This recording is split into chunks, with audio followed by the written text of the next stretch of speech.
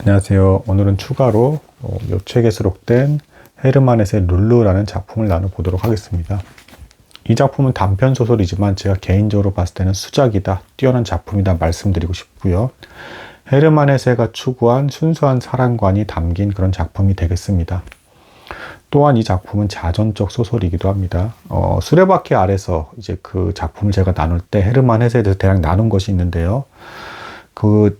수레바퀴 아래서는 헤르만 헤세가 이제 신학교에 힘들게 들어가서 거기서 군대식 교육 방식에 적응하지 못하고 나오게 되는, 고통받으면서 나오게 되는 그런 비극적인 상황을 묘사를 했다라고 한다 그러면, 이 룰루라는 작품은 헤르만 헤세 인생에서 그 이후의 어떤 그 삶의 과정 속에서 이제 빠지게 된 사랑 이야기가 자전적으로 이제 담겨 있는 것입니다. 신학교에서 이제 나오게 된 헤르만 헤세는 더 이상 고향에서 이제 뛰어난 우등생, 공부를 너무 잘하는 학생이라는 우러러보는 그런 위치를 상실하게 됩니다. 이제 보잘것없는 일반 어떤 학생이 돼버리고요.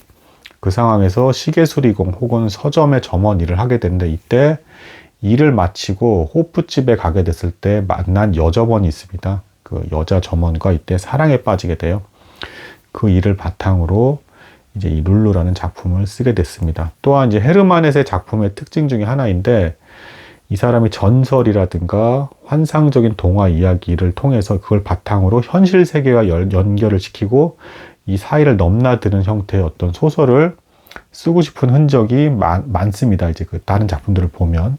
근데 이 룰루도 이제 뭐 전형적으로 이제 그런 이제 작품의 형태를 띠고 있다, 이렇게 볼 수가 있겠습니다. 과연 이 작품 속에서 헤르만 헤세는 자신의 어떤 순수한 사랑관을 보여줬는지 한번 살펴보도록 하겠습니다. 시작은 이렇습니다. 그 왕관, 우리가 쓰는 왕관 있죠? 왕관이라 불리는 여인숙이 있었어요. 그 여인숙에 네 남자, 다 이제 미혼입니다. 이제 이 젊은 남자들이 이제 자주 모여서 함께 맥주를 마시곤 했어요. 여기서 헤르만 라우셔라는 시인이 이제 헤르만 헤세를 상징하는 인물이고요. 나머지 이제 세 인물은 뭐 법조인, 그 다음에 뭐 또 따로 이제 할아버지 철학자가 또 있기도 합니다. 그리고 공무원 시보, 그 다음에 첼로를 연주한 자에서 각자 어떤 예술적인 재능을 한두 가지씩은 갖고 있는 이제 그런 남자들이 되겠습니다. 그래서 이제 평소처럼 이제 그 호프집에서 맥주를 마시고 있었는데, 어느 날 갑자기 한 번도 보지 못한 너무도 천사 같은 소녀가 나타나는 것입니다. 추정컨대 10대 후반 정도 이제 성숙해져 가는 이제 여인이 되겠습니다. 그래서 이 여인이, 이 소녀죠, 나와서 맥주를 쭉 돌리고 들어갔습니다. 이걸 보고 순간 이 네 남자는 완전히 홀딱 빠져서 너무 아름다웠기 때문에 순간 말을 못합니다. 그리고 이제 뒤늦게 원래 이 여인숙의 여주인, 나이가 좀 많은 여주인이 나타나니까, 원래 이 여주인도 좀 이뻤는데 이제 내 남자 눈에는 전혀 이뻐 보이지도 않을 정도로 앞에 나타난 소녀가 너무 아름다웠습니다. 그래서 곧바로 저 소녀 누구냐라고 이제 물었더니, 여주인이 오히려 이제 그 소녀가 들어갈 때 소리치면 다시는 여기 나오지 마라 라고 하면서, 너는 설거지나 해 라고 하면서, 제 이복 동생입니다 라고 얘기하면서, 쟤는 이제 빚을 갚아야 될 것도 있고 일을 좀 많이 해야 됩니다 라고 이제 뭐 얘기를 합니다. 이후에 이제 어떤 이 네 남자는 순식간에 어쨌든 그 소녀에게 완전히 다 빠지게 되고, 이제 애칭도 붙여줍니다. 그 애칭이 바로 이제 룰루입니다. 룰루. 자, 이런 상황 속에서 마침내 그 네 남자가 이제 다 이제 한 소녀를 지금 좋아하고 있는 거죠. 이 상황에서 어떤 일이 이제 마침내는 발생을 하게 되느냐면, 어느 날 밤 이제 이제 여인숙의 이제 호프 이제 그 공간에서 술을 함께 마시고 있는데, 이제 룰루가 잠깐 나타났을 때 이제 그 법학도인 남자가 이제 드디어 참지 못하고 바로 말합니다. 당신 때문에 저는 이제 법에 전념을 할 수도 없고 온통 당신 생각만 납니다. 제발 제 사랑을 받아주세요. 이런 식으로 먼저 팍 이제 뭐 내가 이제 점찍고 사귀겠다라는 식으로 선언을 해버립니다. 그러니까 이때 룰루는 순간 당황하면서 이제 잘 받아들이지 못하겠다는 식으로 이제 가만히 멍하니 서 있을 때, 이때 헤르만 라우셔가 쪽지를 보냅니다. 이 쪽지에는 또 사랑에 담긴 시가 나온 거예요. 그러니까 나머지 또 이제 두 남자가 곧바로 뒤에서 한 명은 기타를 치고 한 명은 노래를 부르면서 사랑 고백을 해버립니다. 그러니까 이 황당한 이 순식간에 네 사람이 한꺼번에 프로포즈를 하는 것 같은 이 상황 속에서 룰루는 너무도 부끄러운 나머지 이제 숨어 들어가 버립니다. 자, 이때 이제 그 아스크 전설이라고 하는 이제 헤르만 라우셔와 이제 그 인근 지방의 몇몇 사람들이 알고 있는 전설 이야기가 있었어요. 뭐냐면 사악한 난장의 무리들이 저주받은 반지를 뺏어서 이 힘을 가지고 이제 한 그 왕국, 아름다운 왕국이 있었는데 이 왕국의 행복을 다 뺏어버리는 내용이 나옵니다. 그러면서 이 왕국에는 행복이 사라지게 되고 점점 사람들은 미소를 잃게 되고 마지막으로 이제 거기에 있는 이제 공주가 있는데 이 공주가 눈물에서 나온 하프의 현을 가지고 마지막 연주를 하다가 이 현이 끊어져 버리면서 이 왕국에는 행복이 사라졌다라고 하는 전설적인 이야기가 있었어요. 근데 이 헤르만 라우셔가 그리고 이제 그 나이든 철학자가 저 소녀는 그 전설 속에 있는 공주가 아닐까라는 이제 환상 속에서 상상을 하게 됩니다. 그러던 어느 날 이 소녀가 실제로 접시를 닦고 일하고 있을 때 헤르만 라우셔가 자기도 모르게 그 전설 속에 있던 이야기 형태로 당신은 아스크 전설 속의 공주인가요? 라고 할 때 저렇게 설거지라니까 소리가 잘 안 들리잖아요. 그러니까 이 소녀가 그냥 반사적으로 그냥 잘 안 들리는 쪽에서 그냥 뭐 이렇게 답을 했어요. 그러니까 그 전설에 관한 얘기를 막 했을 때. 그래서 헤르만 라우셔가 저 소녀는 정말 전설 속에 그 저주받은 그 왕국 속에 마지막으로 눈물로 현을 켜다가 행복의 종지부를 찍게 된 그 소녀인가 보다. 그리고 이 전설에는 어떤 게 있냐면 나중에는 왕자가 나타나서 이 소녀를 구원하게 될 것이다. 소녀의 영혼을 구원하게 될 거고 이 왕국의 행복을 다시 가져다 줄 것이다 라는 전설이 있었어요. 그래서 이 헤르만 라우셔가 마침내 마음속으로 품기를 저 소녀를 진정한 행복의 길로 구원해 줘야겠다. 나는 저 소녀를 저 공주와 같은 소녀를 어떻게 구원해 줘야 될까라는 고민을 하게 됩니다. 그리고 이 시인인 헤르만 라우셔만 아주 정교하고 예리하게 이 내 남자가 지금 그 소녀를 차지하려고 하는 거거든요. 근데 그 중에 헤르만 라우셔는 자신이 그때 내 남자가 한꺼번에 프로포즈할 때 그 시를 적어준 걸 굉장히 부끄럽게 생각합니다. 우리가 단지 저 소녀의 아름다움 때문에 소녀가 내면이 어떤지도 모르고 경솔하게 마치 램프에 달려드는 불나방처럼 경솔한 사랑을 하고 있구나라는 것을 이 헤르만 라우셔만 깨닫게 됩니다. 나머지 세 남자는 이 소녀를 소유하려고 하는 사랑에 이제 집착하는 모습을 포기하지 못하고 있었고요.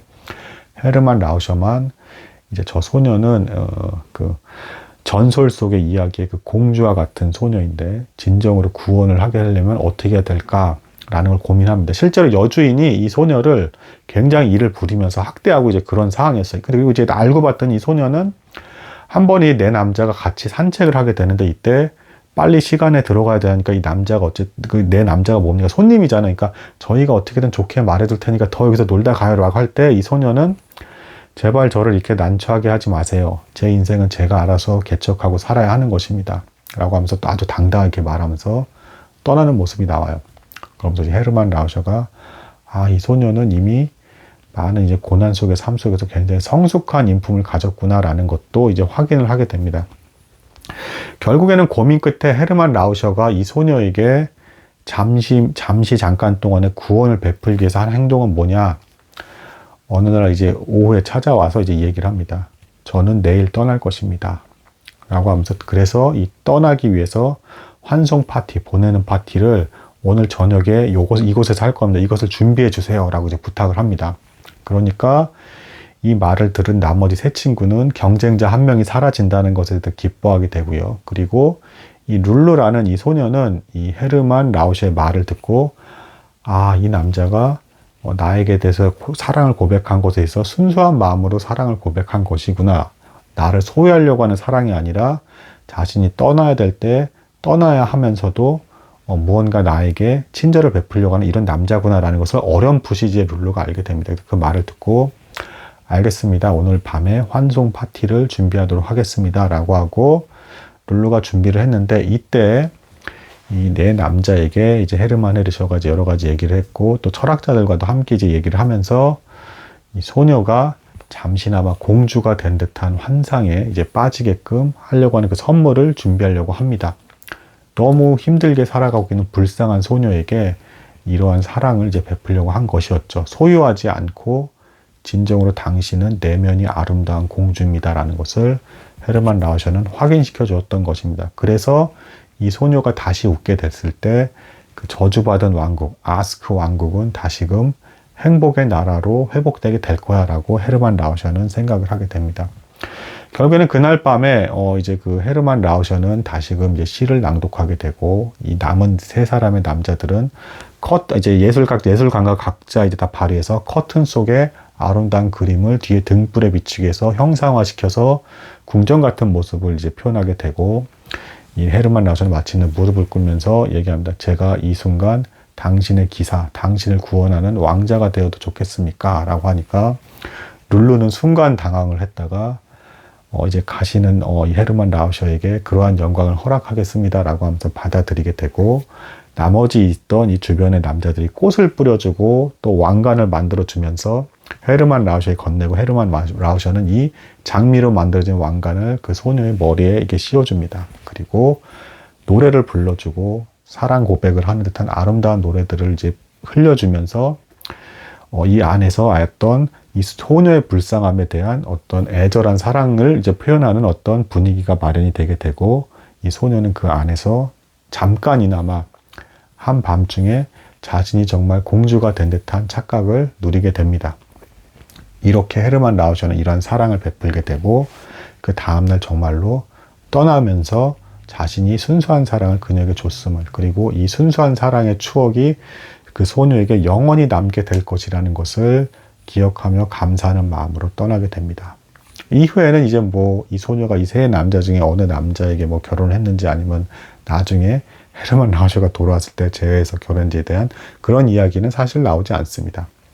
그래서 이렇게 헤르만 헤세가 표현한 환상 동화와 현실에 오가는 그 상황 속에서 이 소녀에게 잠시나마 정말 이 힘들게 이제 여인 속에서 일하는 고통받고 있는 소녀에게 진실된 사랑으로서 공주가 되게끔 느끼게 만들어주는 이러한 호의를 베푼 소설이 이제 룰루가 되겠습니다.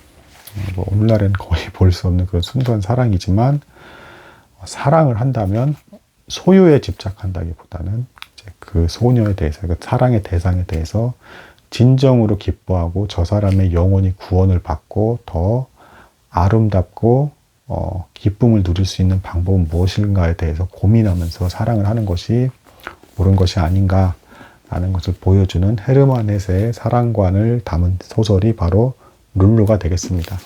오늘은 여기까지 나도록 하겠습니다. 감사합니다.